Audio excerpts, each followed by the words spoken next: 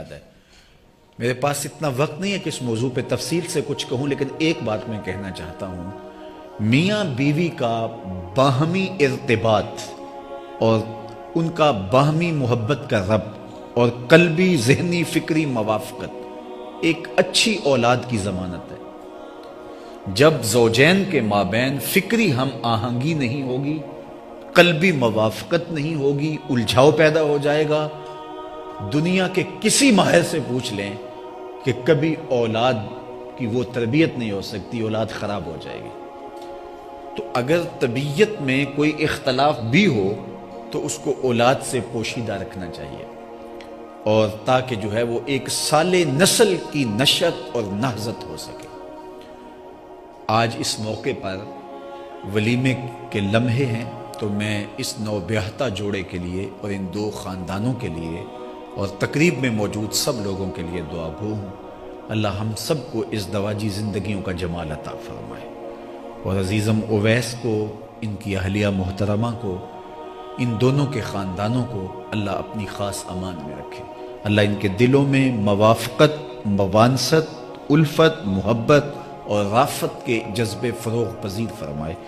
ہر طرح کی ناچاکی، نا اتفاقی، حتیٰ کہ غلط فہمی سے بھی انہیں محفوظ فرمائے۔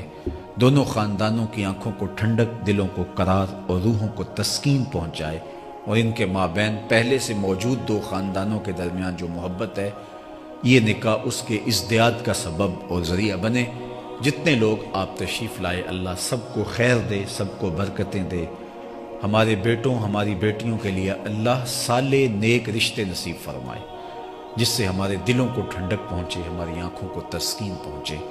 خوشی اور مسرت کے موقع پر میں ان دونوں خاندانوں کو مبارکباد پیش کرتا ہوں، اور اس شعر کے ساتھ اپنی گفتگو کا اختتام کرتا ہوں۔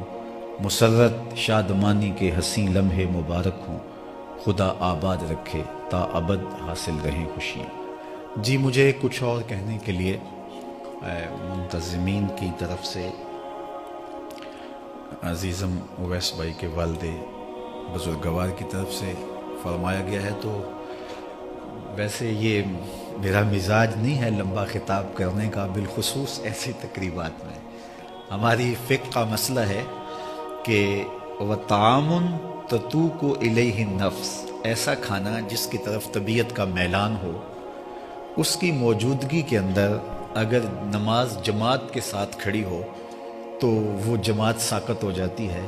آپ پہلے کھانا کھائیں اور پھر اس کے بعد جا کے نماز پڑھ لیں، یعنی حضوری جماعت بھی شریعت ساقط کر دیتی ہے ایسے کھانے کے وقت جس کی طرف طبیعت کا میلان ہو۔ تو جب جماعت بھی ساقط ہو جاتی ہے تو میری تقریر ساقط کیوں نہیں ہوگی؟ لیکن چونکہ ان کا حکم ہے، اس لیے میں چند لمحے کچھ اور اس عنوان سے گفتگو کر لیتا ہوں۔ جی، اللہ آپ کو جزائے دے۔ کھانا بھی اس دوران میں لگ جائے گا، اور انشاءاللہ ہماری گفتگو بھی میں تو اپنے حساب سے مکمل کر چکا، مزید زیادات کہہ لیجیے۔ اللہ آپ کو اپنی خاص رحمتوں اور کرم نوازیوں سے مالا مال فرمائے۔ اچھا، میں نے ابتدا میں ایک جملہ کہا کہ جو نکاح ہے، اس کے جملہ مقاصد میں سے ایک مقصد عصمت کے جوہر کی حفاظت ہے، اور یہ بڑا بنیادی مقصد ہے نکاح کا۔ لہٰذا تقریب نکاح کا مرتب ہونا اور منظم ہونا اس طرح سے چاہیے کہ یہ تقاضا پورا ہو رہا ہو۔ چونکہ نکاح کا مقصد یہ ہے، تو پھر تقریب نکاح ایسی نہیں ہونی چاہیے کہ جس سے یہ تقاضا منہدم ہو جائے۔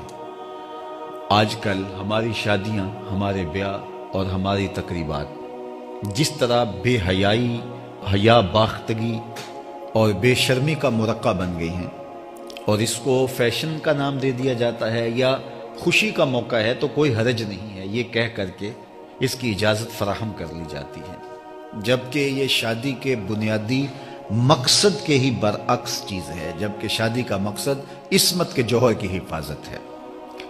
تو یہ ایک بدبختی ہے جو شادیوں کے اندر در آئی ہے، اور جس کے نتیجے کے اندر ہماری ازدواجی زندگیوں سے برکت اٹھ جاتی ہے۔ جس کام کا آغاز ہی شریعت بیضا کی مخالفت اور اقدار عالیہ کا ذبح کرنے کے بعد ہی جس کا آغاز ہوگا، تو اس میں برکات کبھی بھی پیدا نہیں ہو سکتی۔ بعد میں لوگ یہ کہتے ہیں کہ ہم نے تو اتنی خوشیوں سے، اتنے چاؤ سے شادی کی، لیکن اس کی خوشیاں ہمیں نصیب نہیں ہو سکی۔ تو وہ اس لیے نہیں ہو پاتی کہ اس سے برکت کو ہم زائل کر دیتے ہیں اور برکت ختم کر بیٹھتے ہیں، اور اس کا سبب یہ ہے۔ تو یہ بات ذہن میں رکھیے کہ خوشی ہو یا غم کا مرحلہ، ہمیں کسی موقع پر بھی شریعت سے تجاوز کرنے کی سرے منہ بھی اجازت نہیں ہے۔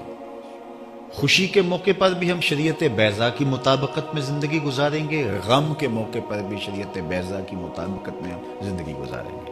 یہ نہیں ہے کہ ایک موقع ہمیں اجازت دے دی جائے اور دوسرا موقع ہے اس وقت ہم مستحبات اور مباحات کا خیال بھی رکھتے رہیں۔ غم کے موقع پر ہم ہر چیز کا خیال رکھیں، جو چیزیں اباحت کی حد تک ہیں یا استحباب کے زمرے میں آتی ہیں، ہم ان کا بھی خیال رکھیں۔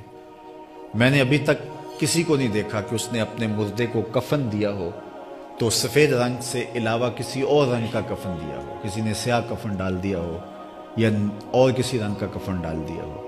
حالانکہ کفن تو کسی بھی رنگ کا ہو سکتا ہے، لیکن مستحب یہ ہے کہ سفید رنگ کا کفن ہو۔ فرمایا اپنی مسجدوں کو زینت سفید رنگ سے دو اور اپنے مردوں کا کفن سفید رنگ کا ڈالو، تو مستحب یہ ہے۔ لیکن اگر کسی نے کسی اور رنگ کا کفن ڈال دیا تو شرعاً جائز ہوگا، لیکن آج تک ایسا میں نے آج تک نہیں دیکھا، شاید آپ نے بھی نہ دیکھا، چونکہ فوتگی کا موقع ہے اور ہم ایک استحباب کا بھی اتنا لحاظ رکھتے ہیں۔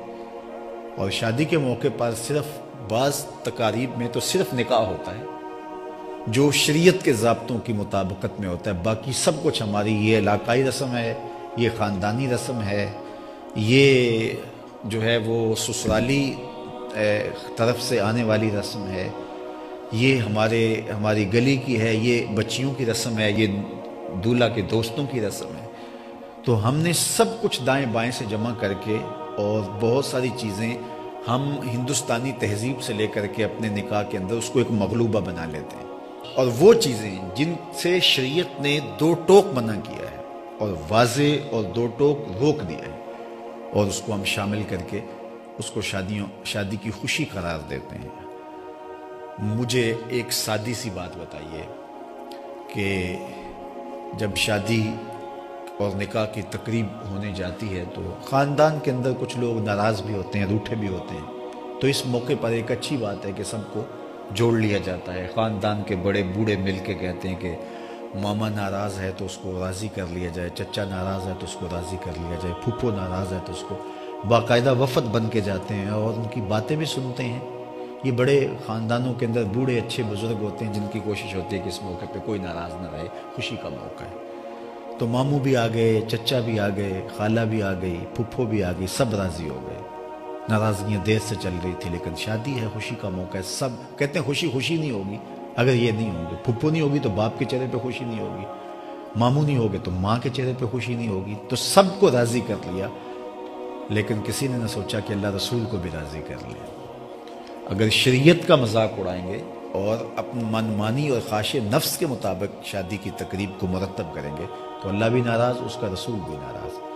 تو شادی پہ ہم ایک ایک کو راضی کرتے ہیں اور اللہ اس کے رسول کی ناراضگی مول لیتے ہیں اور جان بوجھ کے مول لیتے ہیں، تو اس کا پھر نتیجہ یہ کیا ہوتا ہے کہ شادیاں برکت کے نور سے خالی ہوتی ہیں۔ تو اس لیے شادی ہو یا غم، خوشی کا موقع ہو یا مرحلہ مرگ، ہر موقع پہ میں شریعت بیضا کی حاکمیت کو تسلیم کرنا چاہیے۔ ظفر اسے آدمی نہ جانیے چاہے جتنا بھی ہو، صاحب فہم و ذکا، جسے عیش میں یاد خدا نہ رہی، جسے تیش میں خوف خدا نہ رہا۔